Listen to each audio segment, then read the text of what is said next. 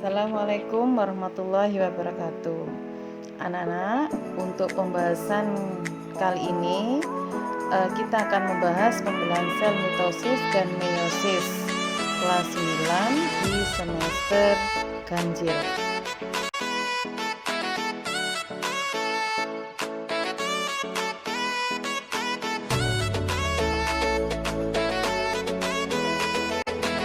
Kompetensi dasar menghubungkan sistem reproduksi pada manusia dan gangguan pada sistem reproduksi serta penerapan pola hidup yang menunjang kesehatan reproduksi.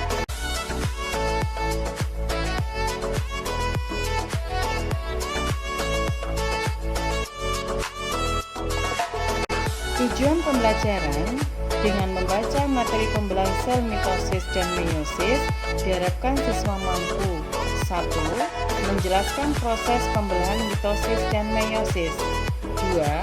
Menjelaskan perwujudan pembelahan dalam kehidupan. Anak-anak perhatikan peta konsep berikut, yaitu pembelahan sel. Dibedakan menjadi 2, mitosis dan meiosis. Pada pembelahan mitosis melalui fase, interfase, dan fase mitotik. Kemudian, pembelahan mitosis terjadi pada sel tubuh yang bisa mempengaruhi proses pertumbuhan dan perkembangan pada tubuh kita. Pembelahan sel meiosis terjadi 2 kali pembelahan. Terjadi pada sel kelamin atau sel reproduksi pada proses gametogenesis. Nah, terjadi pada hewan dan tumbuhan. Sekarang pada hewan, ada hewan jantan, ada betina. Kemudian untuk jantan melalui proses spermatogenesis, betina oogenesis. Pada tumbuhan terjadi pada jantan dan betina melalui proses, kalau jantan mikrosporogenesis, kalau betina megasporogenesis.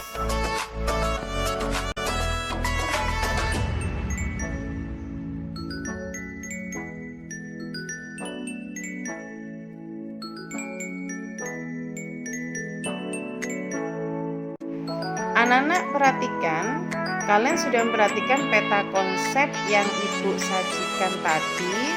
Sekarang kalian perhatikan pengertian gametogenesis adalah proses pembentukan gamet atau sel kelamin.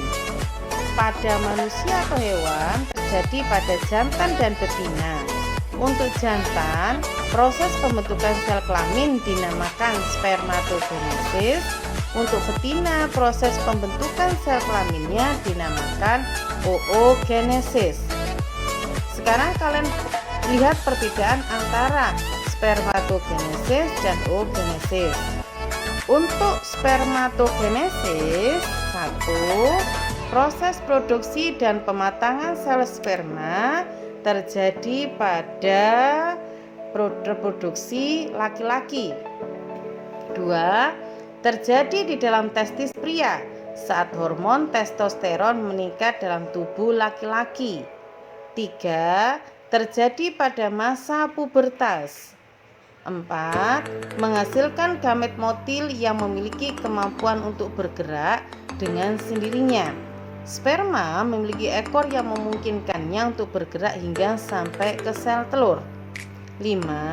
Pada spermatogenesis menghasilkan 4 sel sperma.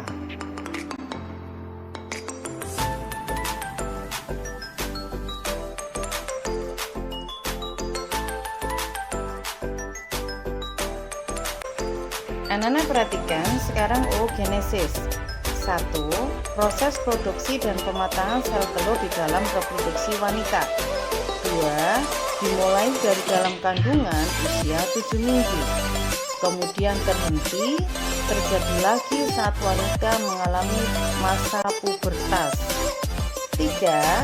Sel telur bersifat non-motil atau tidak bisa bergerak dengan sendirinya. Yang keempat, menghasilkan 1 sel telur.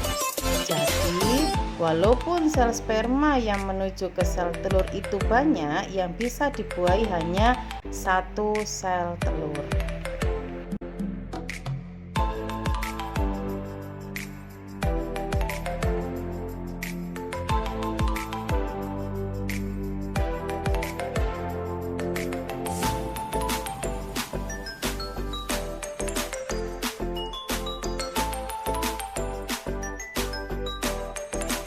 gametogenesis pada tumbuhan terdiri atas 1.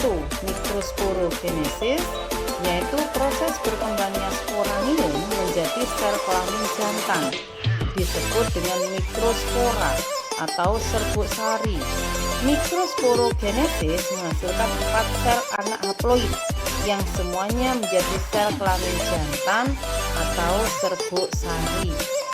2. Megasporogenesis, yaitu proses berkembangnya sporanium menjadi sel kelamin betina yang disebut dengan megaspora atau kantong embrio. Megasporogenesis hanya menghasilkan 1 megaspora.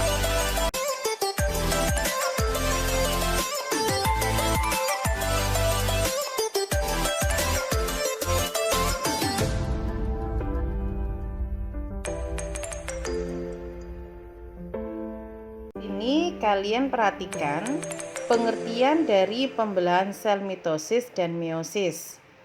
Ciri-cirinya, kalau pembelahan sel mitosis, 1. Terjadi pada sel tubuh. 2. Memiliki jumlah kromosom sama dengan kromosom sel induk. 3. Menghasilkan 2 sel anakan, mempunyai karakter identik secara genetik dengan sel induk. 4. Jumlah kromosom yang dimiliki oleh sel anakan adalah 2N, yaitu diploid. Sel diploid adalah sel-sel yang kromosomnya berpasangan.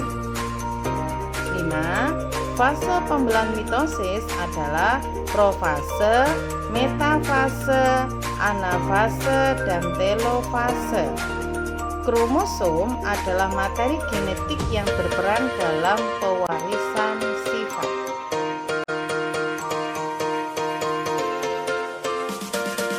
Perhatikan tahapan pembelahan mitosis berikut. 1. Fase interfase. Pada interfase terjadi persiapan dan penimbunan energi oleh sel untuk melakukan pembelahan dalam waktu yang sangat lama. Selama interfase, inti sel dan anak inti sel terlihat jelas. Kemudian 2. Fase profase. Pada tahap profase terjadi perubahan pada nukleus dan sitoplasma. Di dalam nukleus, benang-benang kromatin menebal dan membendek membentuk kromosom. Selama profase, nukleolus dan membran nukleus menghilang. Mendekati akhir profase, terbentuklah gelendong pembelahan mikrotubula dan protein di bidang ekuator sel. Yang ketiga, fase metafase. Kalian perhatikan, pada sentromer dihubungkan ke satu sentrosom oleh benang-benang spindle. Kemudian kromatid kembar mulai bergerak ke bagian tengah inti sel dan membentuk lempeng metafase. Fase anafase merupakan pemisahan kromatid pada bagian sentromer yang kemudian membentuk kromosom baru. Masing-masing kromosom ditarik oleh benang spindle menuju kutub yang berlawanan. Fase telofase. Pada fase ini terjadi peristiwa kromosom berubah menjadi benang kromatin. Membran inti dan nukleus terbentuk kembali dan terjadi sitokinesis, pembagian sitoplasma, sehingga menghasilkan 2 sel yang identik dengan sel induk.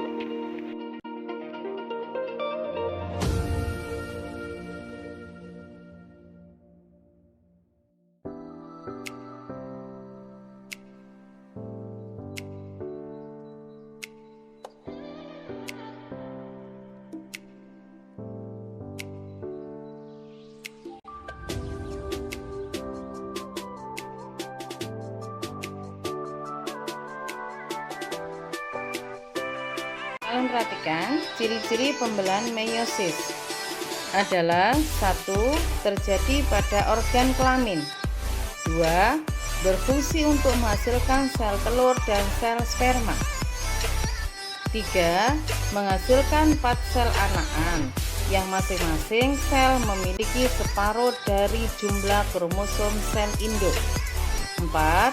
Jumlah kromosom yang dimiliki oleh sel anakan adalah N haploid.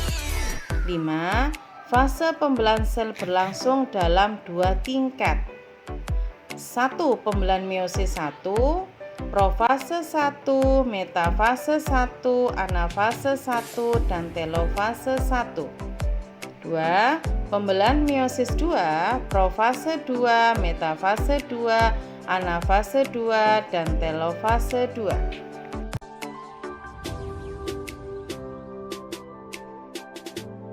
Anak-anak perhatikan pada pembelahan meiosis.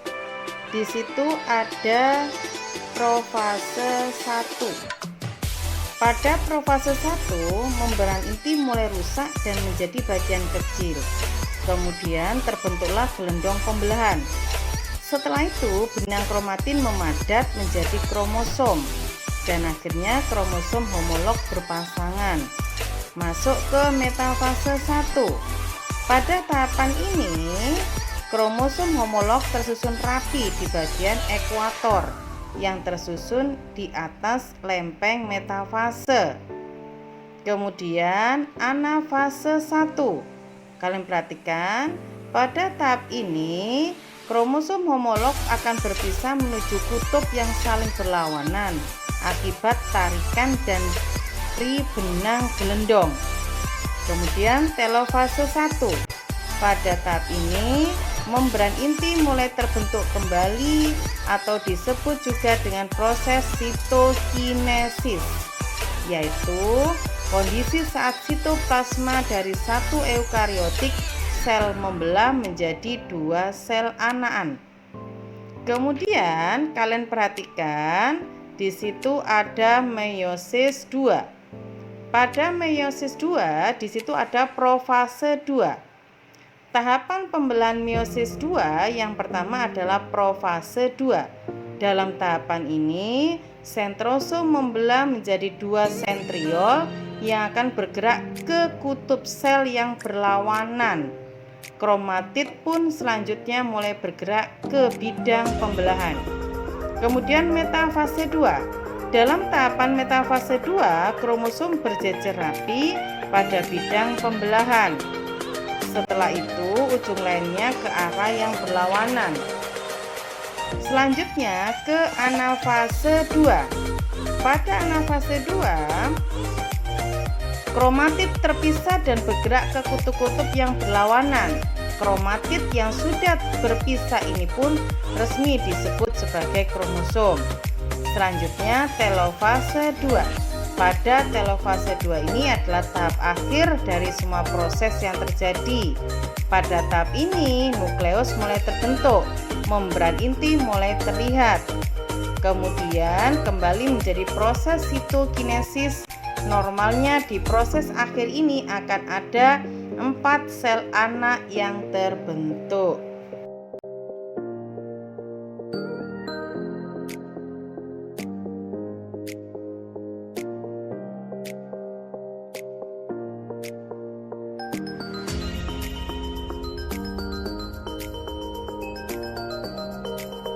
Perhatikan fungsi pembelahan sel bagi makhluk hidup. 1. Untuk pertumbuhan, makhluk hidup dapat tumbuh karena sel-selnya bertambah. Semakin banyak sel, semakin besar ukuran makhluk hidup. 2. Untuk perbaikan, karena tubuh terluka, setelah beberapa waktu bagian tubuh yang luka akan menutup seperti semula. Bagian tubuh yang mengalami luka itu menjadi kerusakan jaringan. Perbaikan kerusakan jaringan pada tubuh adalah hasil proses pembelahan sel. 3. Untuk reproduksi. Reproduksi atau perkembangbiakan adalah salah satu ciri makhluk hidup. Pada proses reproduksi seksual diperlukan sel kelamin untuk membentuk individu baru. Proses pembentukan sel kelamin ini dilakukan dengan cara pembelahan sel.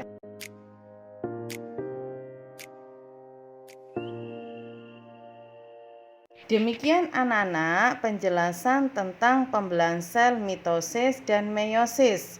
Kalian terus belajar dan mempelajari apa yang sudah Ibu sampaikan.